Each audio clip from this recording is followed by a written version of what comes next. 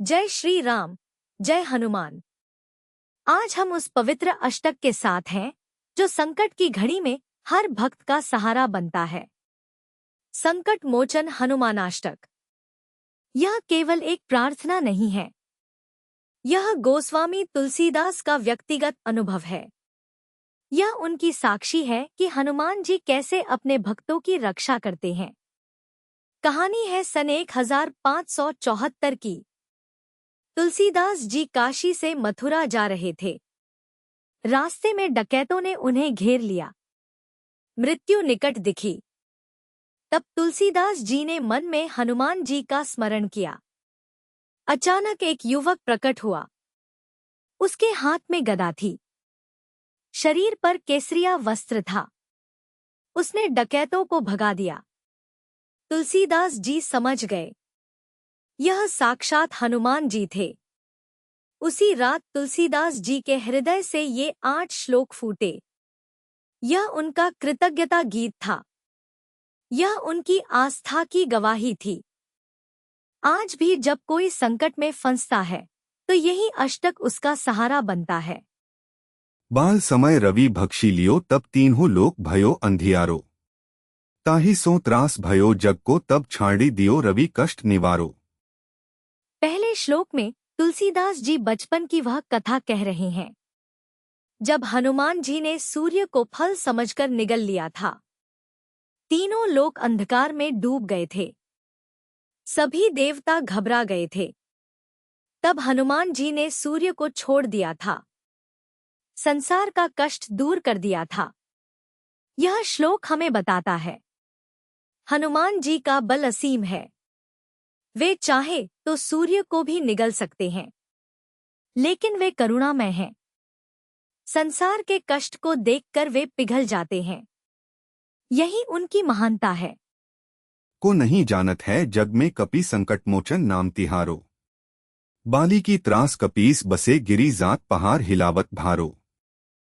दूसरा श्लोक बाली के भय की कथा कहता है। सुग्रीव को बाली का डर था। वह पर्वत की गुफा में छुप गया था। हनुमान जी ने पूरे पहाड़ को हिला दिया था। सुग्रीव को साहस दिया था। इस श्लोक में गहरा संदेश है। जब हम डर से छुप जाते हैं तब हनुमान जी हमारे साहस को जगाते हैं। वे हमारी कमजोरी को ताकत में बदल देते हैं। वे हमें लड़ने की शक्ति देते हैं। भीम रूप धरी असुर संहारे रामायण में है कथा तुम्हारो। अंगद के संग लेत गए सिय खोज कपीस यह बीर बिचारो। तीसरे श्लोक में राक्षसों के संहार की बात है। हनुमान जी ने भयंकर रूप धरा था, राक्षसों का नाश किया था। अंगद के साथ सीता जी की खोज की थी। यहाँ तुलसीदास जी कह रहे हैं, हनुमान जी के पास हर समस्या का समाधान है। वे कभी भयंकर बनते हैं, कभी खोजी बनते हैं। जैसी जरूरत होती है वैसा रूप धारण करते हैं।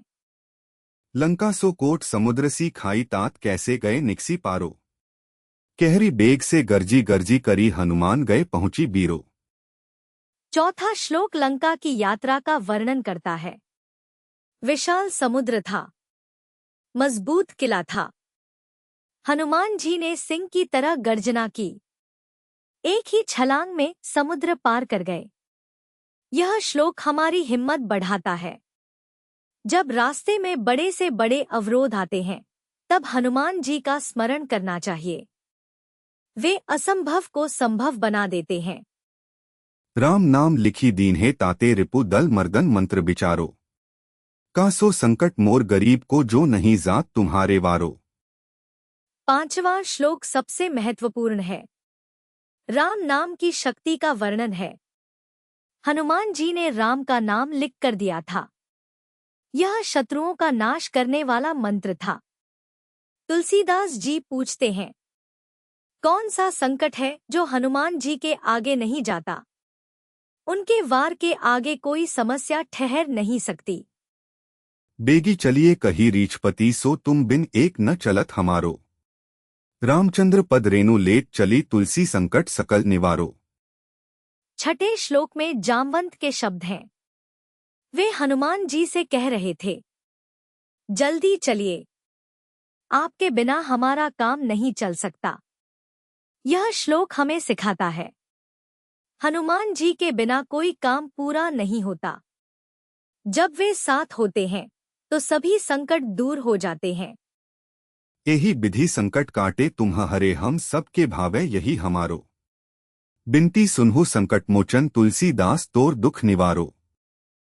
7वें श्लोक में तुलसीदास जी अपनी विनती करते हैं। वे कहते हैं, इसी तरह आपने हमारे संकट काटे हैं। हम सभी की यही इच्छा है। अंतिम पंक्ति में वे सीधे हनुमान जी से प्रार्थना करते हैं, हे संकट मोचन, तुलसीदास के दुख दूर कर दीजिए। बाली की त्रास कपीस बसे गिरी जात पहाड़ हिलावत भारो। 8वां श्लोक फिर से बाली की कथा लेता है। यह दोहराव संयोग नहीं है, यह तुलसीदास जी का जानबूझकर किया गया है। वे बार बार याद दिलाते हैं कि हनुमान जी कैसे डर को साहस में बदलते हैं। इस अष्टक का जन्म काशी में हुआ था। आज भी वहां संकट मोचन मंदिर खड़ा है। तुलसीदास जी ने ही इसकी स्थापना की थी। यह मंदिर केवल पत्थर और चूने का नहीं है, यह तुलसीदास जी की आस्था का प्रतीक है। सैकड़ों साल से यह मंदिर भक्तों की पुकार सुनता रहा है। हर मंगलवार और शनिवार यहाँ हजारों श्रद्धालु आते हैं। वे अपने संकट लेकर आते हैं, राहत पाकर जाते हैं।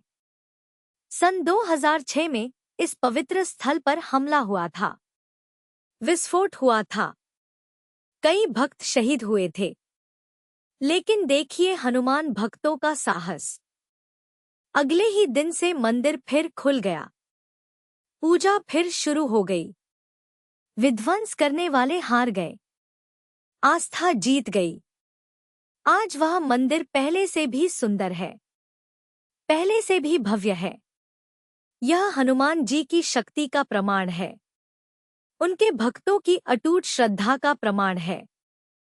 संकट मोचन अष्टक की शक्ति असीम है। खासकर शनि की साढ़ेसाती में इसका पाठ करना चाहिए। जब शनि महाराज की कृपा से कष्ट आते हैं तब यह अष्टक ढाल बनता है। न्यायालय के झगड़े हो, पारिवारिक कलह हो, व्यापार में नुकसान हो, स्वास्थ्य की समस्या हो, हर संकट में यह अष्टक काम आता है। पाठ का तरीका सरल है। पहले हनुमान जी का ध्यान करें, उनका केसरिया रूप मन में लाएं। फिर श्रद्धा से अष्टक पढ़ें। रोज सुबह पढ़ें, मंगलवार को जरूर पढ़ें, शनिवार को भी पढ़ें। पाठ के बाद हनुमान चालीसा भी पढ़ें। सुंदरकांड का पारायण करें। तुलसी के पत्ते चढ़ाएं, चोला चढ़ाएं, हनुमान जी को भोग लगाएं। यह अष्टक सिर्फ कष्ट निवारण के लिए नहीं है, यह शक्ति का स्रोत भी है। जो नियमित पढ़ता है उसमें साहस आता है, उसमें आत्मविश्वास बढ़ता है, वह हार नहीं मानता।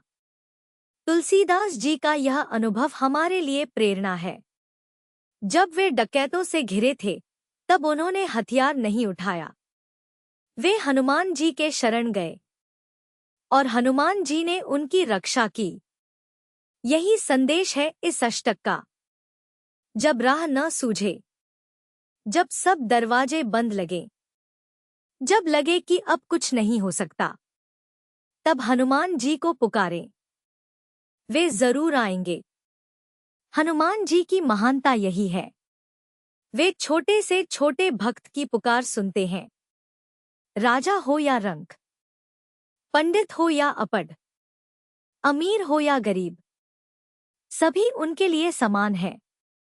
तुलसीदास जी के शब्दों में, का सो संकट मोर गरीब को जो नहीं जात तुम्हारे वारो। कौन सा संकट है जो हनुमान जी के वार से न जाए।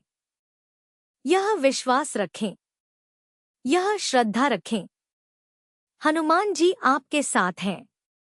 आपके संकट उनके वार से जरूर जाएंगे। संकट मोचन हनुमानाष्टक का नियमित पाठ जीवन को बदल देता है। भय भाग जाता है, चिंता छूट जाती है, मन में शांति आती है, हृदय में प्रेम जगता है। यही है इस महान अष्टक की शक्ति। यही है तुलसीदास जी का अमूल्य उपहार हम सभी भक्तों के लिए। भगवान बजरंग बली, जो अमर भक्त हैं, आपको शक्ति, साहस और अटूट भक्ति प्रदान करें। जय हनुमान।